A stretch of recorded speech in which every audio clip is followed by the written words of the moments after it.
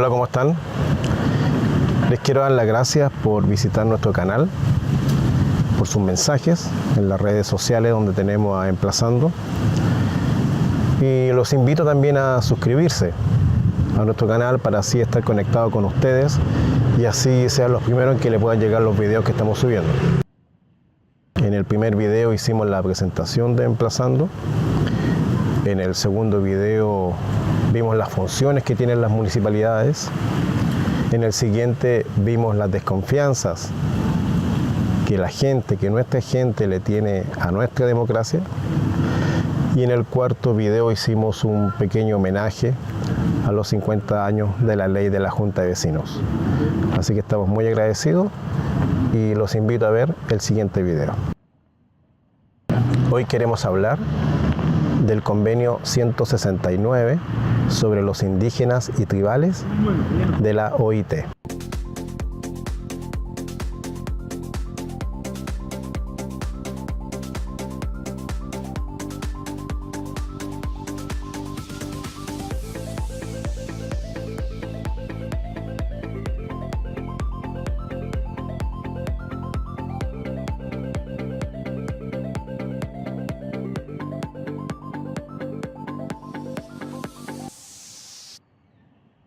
Emplazando.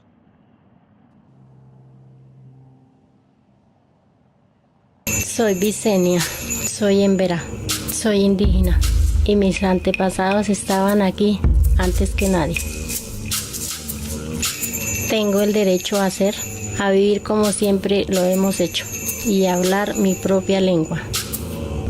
Tenemos el derecho de crecer como pueblo. Son muchos los que no reconocen mis derechos, como también ocurre con muchos otros pueblos del planeta.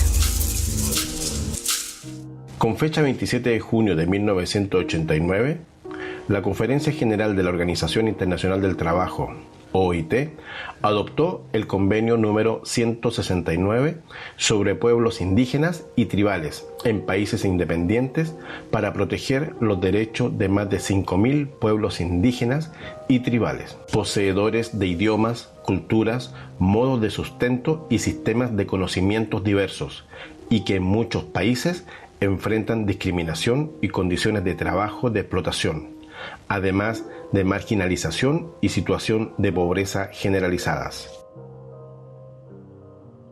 La Organización Internacional del Trabajo OIT, que en el año 2019 cumple 100 años, es un organismo especializado de las Naciones Unidas que se ocupa de los asuntos relativos al trabajo y las relaciones laborales. Fue creada el 11 de abril de 1919 en virtud del Tratado de Versalles. Forma parte de la ONU desde 1946 y refleja el consenso de los mandantes tripartitos, que incluye a los gobiernos, sujetos del derecho internacional por excelencia, a representantes de trabajadores y empleadores, otorgándoles un estatus igual al de sujetos plenos del derecho internacional. ¿Quiénes son los pueblos indígenas y tribales? Es una denominación común para más de 370 millones de personas en más de 70 países del mundo. Constituyen aproximadamente el 5% de la población mundial. La historia de los pueblos indígenas está marcada por discriminación y marginación. El convenio 169 se fundamenta en el respeto a las culturas y las formas de vida de los pueblos indígenas y reconoce sus derechos sobre las tierras y los recursos naturales, así como el derecho a decidir sus propias prioridades en lo que atañe el proceso de desarrollo. El objetivo de este convenio es superar las prácticas discriminatorias que afectan a estos pueblos y hacer posible que participen en la adopción de decisiones que afectan a sus vidas, por lo que los principios fundamentales de consulta previa y participación constituyen su piedra angular. La consulta y participación son la piedra angular de este convenio. El requisito general de consultar a los pueblos indígenas se encuentra en el artículo 6 del convenio 169. Se aplica cada vez que haya medidas legislativas o administrativas que afecten directamente a dichos pueblos. El convenio subraya particularmente la necesidad de consulta previa a la prospección o a la explotación de los recursos del subsuelo y a la reubicación y la enajenación de tierras. Las consultas deben ser formales, plenas y llevarse a cabo de buena fe. Debe producirse un verdadero diálogo caracterizado por la comunicación y el entendimiento, el respeto mutuo y el deseo sincero de alcanzar un acuerdo. El convenio reconoce que los pueblos indígenas se encuentran a menudo en una posición de desventaja, lo que impide su participación equitativa. Se trata de establecer los medios a través de los cuales los pueblos interesados puedan participar libremente, por lo menos en la misma medida que otros sectores de la población. La participación significa asimismo más que una mera consulta. Los pueblos indígenas deben participar activamente y proponer medidas, programas y actividades que construyan su desarrollo. En el año 1989, don Patricio Elwin Azócar, en aquel entonces candidato a la presidencia de Chile por la Concertación de Partidos por la Democracia, firmó el Acuerdo de Nueva Imperial, comprometiéndose frente al pueblo mapuche a iniciar el proceso de ratificación del Convenio 169, compromiso que cumplió durante su gobierno en el año 1990 al ingresarlo a tramitación al Parlamento. La tramitación fue bastante lenta, siendo aprobado por la Cámara de Diputados el año 2000. El 7 de julio de ese mismo año, 31 diputados en ejercicios presentaron un requerimiento ante el Tribunal Constitucional con el objeto de que se declare la total inconstitucionalidad del convenio, por razones de forma, y en subsidio varias de sus normas por razones de fondo. El tribunal, en la sentencia Rol N309-2000, rechazó el requerimiento y declaró que algunos preceptos del convenio son programáticos y no pueden ser invocados directamente mientras no exista el desarrollo legislativo necesario. En el mes de marzo del año 2008, el convenio fue aprobado por el Senado por 36 votos a favor y un voto en contra del ex senador Jovino Novoa, y sometido a control de constitucionalidad ante el Tribunal Constitucional, pasando el examen satisfactoriamente, para luego ser depositado el instrumento de ratificación ante la OIT el 15 de septiembre de 2008, por lo que entró en vigencia en Chile 12 meses después, tal como lo ordena su artículo 38.3. Esta larga tramitación da cuenta de las diversas posturas que fueron apareciendo frente al convenio y su contenido. Especialmente controvertido resultó, como era previsible, la utilización del concepto pueblos indígenas, debate que ya se había producido durante la discusión parlamentaria de la Ley 19.253 de 1993, que establece normas sobre protección, fomento y desarrollo de los indígenas y crea la Corporación Nacional de Desarrollo Indígena, que se inició por mensaje del Ejecutivo en octubre del año 1991. En el primer informe de la Comisión Especial, creada para el estudio de legislación referida a los pueblos indígenas, se deja constancia que con fecha 13 de agosto de 1992 se adoptó el Acuerdo Marco sobre la Ley Indígena entre parlamentarios y el Ejecutivo, debido a las importantes diferencias conceptuales o de enfoque existente entre las diversas corrientes políticas representadas, lo que hizo necesario llegar a ciertos acuerdos al respecto. Hablar de pueblos o de etnias marcaba una gran diferencia porque se asociaba, tal como ocurría en la esfera internacional, el derecho a la autodeterminación con el concepto de pueblo. Por tal razón, el acuerdo consideraba nombrar a cada una de las agrupaciones y denominaciones indígenas del país, en lugar de referirse de modo genérico a ellas como pueblos indígenas, tal como decía el mensaje. Producto de este pacto político, el Ejecutivo presentó una indicación acompañando un texto sustitutivo al proyecto original presentado, reemplazando la frase pueblos indígenas por la de etnias indígenas o simplemente indígenas. La identificación de los términos pueblo, autodeterminación y secesión guió la discusión legislativa al asumirse una unión indisoluble entre el uno y el otro. Reconocer la calidad de pueblos a los indígenas implicaba, para un grupo de parlamentarios, reconocer su derecho a formar otro Estado dentro del chileno.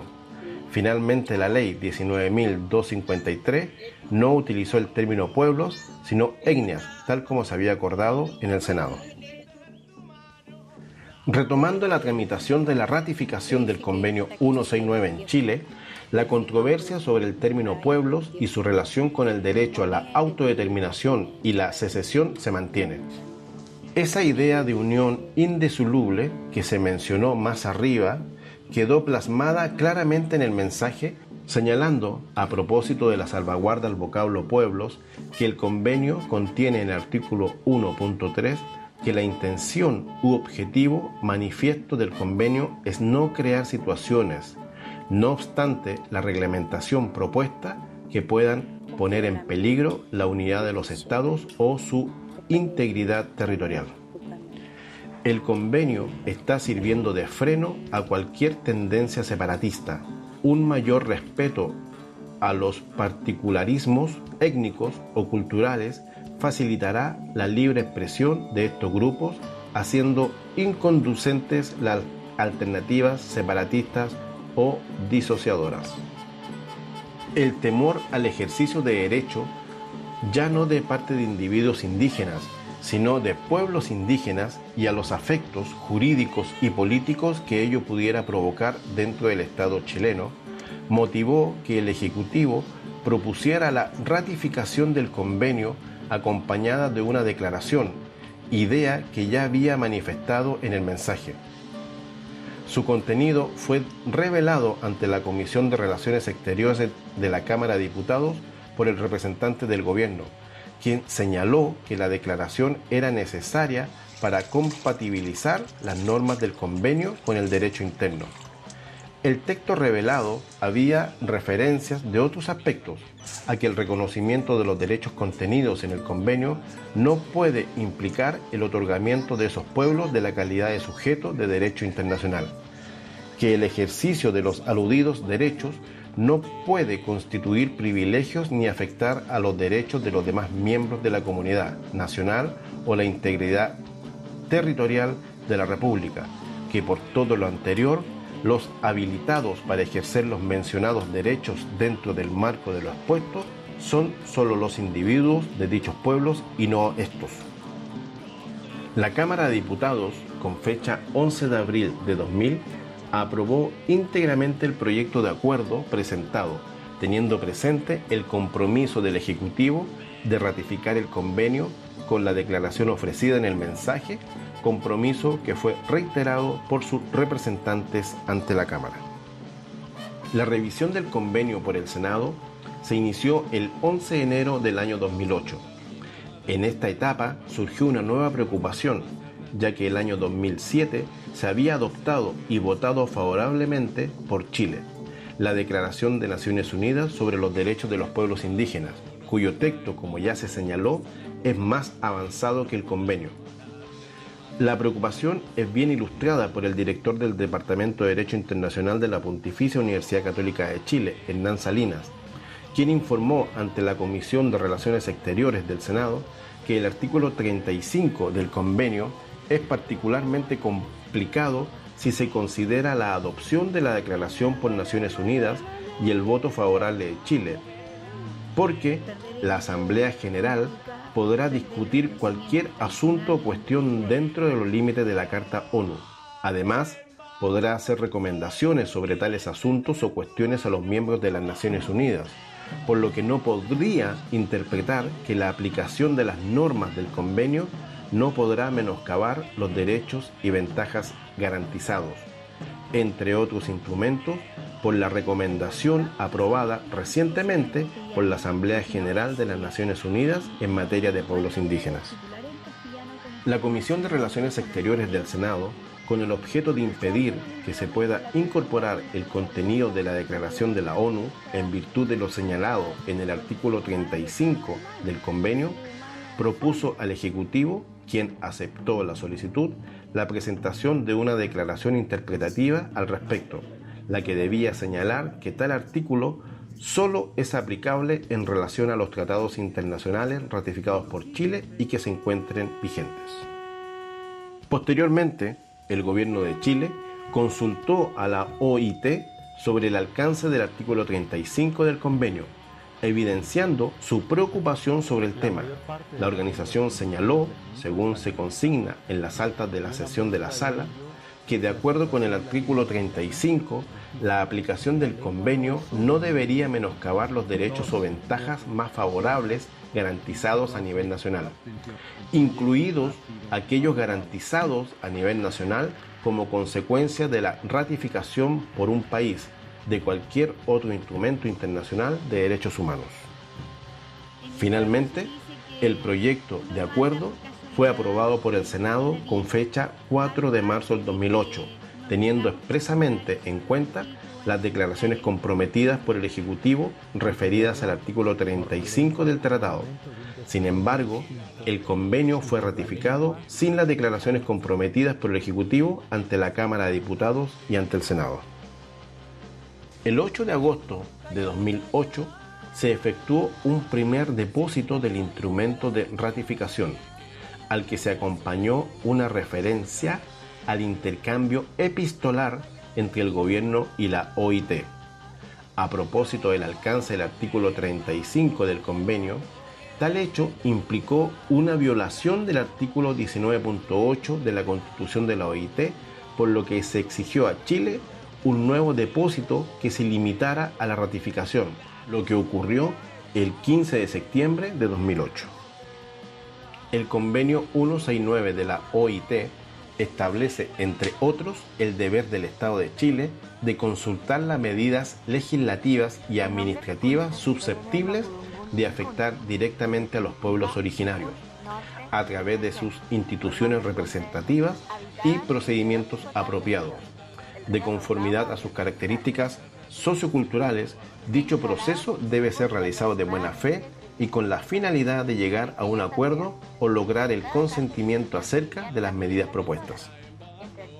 Regula además materias relacionadas con la costumbre y sus derechos de los pueblos originarios. Establece ciertos principios acerca del uso y transferencia de las tierras indígenas y recursos naturales, junto con su traslado o relocalización. Finalmente, se refiere a la conservación de su cultura y a las medidas que permitan garantizar una educación en todos los niveles, entre otras materias. Regula además materias relacionadas con la costumbre y sus derechos de los pueblos originarios.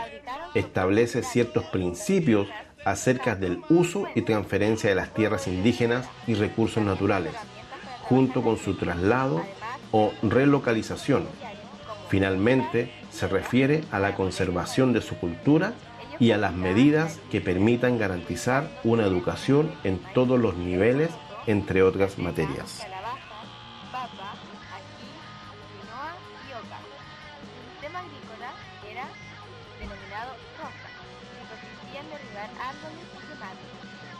Luego, sobre las semillas que servían de abono, echaban semillas.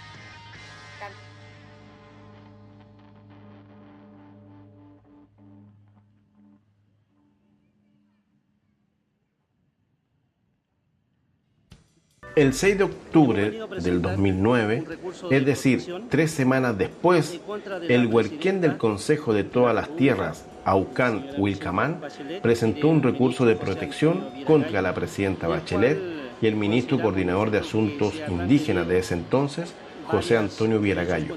Según el Huerquén Huilcamán, no había respetado el convenio 169 porque acusaba que se había enviado al Parlamento el proyecto de ley que crea el Ministerio de Asuntos Indígenas y otras instituciones, sin consultar a los pueblos originarios.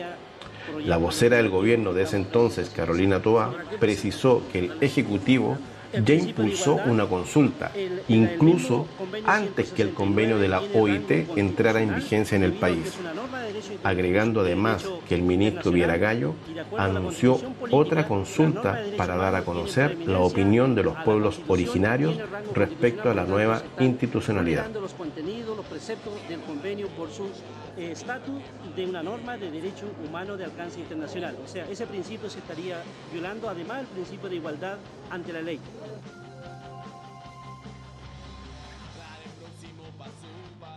Según la norma, este 2018 el gobierno de Sebastián Piñera deberá analizar si renueva su aplicación en Chile a partir de septiembre de 2019.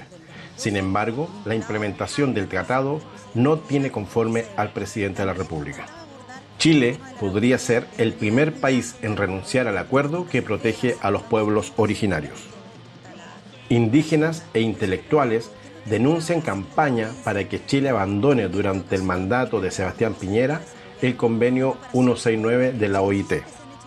Alertan que varios personeros cercanos al presidente de la República han comenzado con el lobby para aprovechar esta oportunidad y renunciar al convenio, que bajo este criterio inhibe la inversión y retrasa los proyectos de desarrollo. El senador demócrata cristiano Francisco Huenchumilla señaló que en el caso de concretarse este temor, la renuncia significaría un conflicto político evidentemente. Activistas sociales, políticos y académicos firmaron una carta en donde se alerta sobre la posibilidad de que Chile renuncie al convenio 169 de la Organización Internacional del Trabajo, OIT, que protege los derechos de los pueblos indígenas y tribales. En este sentido, en la carta se recuerdan los dichos de Diego Hernández, presidente de la Sociedad Nacional de Minería, que reúne a los empresarios del sector minero, quien recomendó al país salirse del convenio 169 porque cualquiera puede decir que es pueblo originario para aprovechar las ventajas en la discusión de los proyectos. Otro de los citados es Andrés Molina, ex intendente de la Araucanía y actual diputado electo. Sostuvo en el diario La Tercera que el presidente Piñera no estaría conforme con la aplicación de dicho convenio y que apoyaba salirse del convenio por cuanto retrasa el desarrollo. Similar opinión tuvo Harry Jurgensen, quien sostuvo que la permanencia de este convenio tendrá que entrar en una etapa de estudio para determinar si es factible eliminarlo. Y más recientemente, acusa la carta el 20 de febrero. El Mercurio, en su editorial, anunció se acerca la posibilidad de denunciar el convenio 169 de la Organización Internacional del Trabajo, OIT, es decir, que Chile se margine reglamentariamente de sus disposiciones, porque hay quienes acusan que ese instrumento se ha convertido en una seria traba para el desarrollo de las inversiones, por lo que abogan por descontinuar la adhesión al mismo. De concretarse esta intención, Chile se transformaría en el único país que renunciaría el convenio, retrasando aún más la posición ya rezagada del país en la protección de los derechos de los pueblos indígenas, pues Chile es uno de los 2 países de la región que no reconoce los derechos indígenas en su constitución política. Según establece el propio convenio suscrito por Chile en septiembre del 2008, en el primer gobierno de la presidenta Michelle Bachelet, y que entró en vigencia en septiembre del 2009, cada 10 años debe ser ratificado por el país firmante. Según Andrés Molina, diputado electo por Evópoli en la Araucanía y ex intendente de esa región, Piñera como presidente electo no estaría conforme con su aplicación. La postura del mandatario es apoyada por la multigremial de la Araucanía y el propio Molina en orden a revisar su continuidad. Cuando se suscribió el convenio, se presentó como la gran solución, pero no ha sido así. Ha dejado una sensación de no participación entre los propios mapuches porque las consultas, que son el corazón del convenio, no son vinculantes y se sienten engañados, señaló Molina. Agregó que apoya una eventual salida del convenio, pues este retrasa el desarrollo. Acá hay un proyecto de doble vía Freire-Pucón que lleva más de 1 año y medio retrasado por el tema de la consulta y por mientras la gente se nos muere. Según el diputado electo, los privados que quieren invertir en la Araucanía sí considerarían la opinión del pueblo mapuche mediante el contacto directo y a través de los propios proyectos de evaluación ambiental, donde está considerada la participación. La abogada del Consejo de Pueblos Atacameños, Carolina Sagredo, dice: sin el convenio 169 estaríamos mucho más desprotegidos y sin la posibilidad de reclamar a nivel internacional. Solo tendríamos la ley indígena, que no habla de soberanía ni de pueblo y es una legislación muy débil. La comunidad aymara reclama ese territorio como ancestral, pero que hoy figuran como propiedad del Estado. El 169 es una herramienta clave para reclamar los derechos ancestrales, precisa Sagredo. Precisamente el convenio 169 de la OIT, que establece una serie de obligaciones que deben cumplir los estados suscritos en favor de los pueblos originarios, así como la consulta obligatoria en temas que les competen, podría llegar a su fin en el próximo 2019 si el gobierno de Sebastián Piñera decide no ratificar el tratado. Nos parece que la idea de que es necesario eliminar la protección de derechos durante el mandato del gobierno de Sebastián Piñera con el fin de destrabar las inversiones nos retrasa a situaciones y discusiones superadas en toda la región. La experiencia comparada en todo el mundo y los casos que han vivido en Chile han demostrado que ningún proyecto puede ser sostenible si se basa en el desconocimiento de los derechos de los pueblos indígenas. La carta fue firmada por personas de distintos países y que incluyen a Chile, Argentina, Perú, Colombia, Panamá, Brasil, Ecuador, México, Estados Unidos, Francia, Nueva Zelanda y Australia. Entre los firmantes está el senador Francisco Huanchumilla, quien en conversación con la prensa manifestó que entiendo que el plazo para esto es el año 2021, así que falta ver qué es lo que hará Sebastián Piñera sobre este tema. En esa línea, dijo que no hemos tenido claridad respecto de los propósitos. Lógicamente, significaría crear un tremendo problema con los pueblos indígenas, toda vez que el convenio forma parte de uno de los avances más sustanciales que se han tenido en materia de reconocimiento del derecho internacional público y de un conjunto de avances que el mundo indígena los interpreta de manera muy positiva.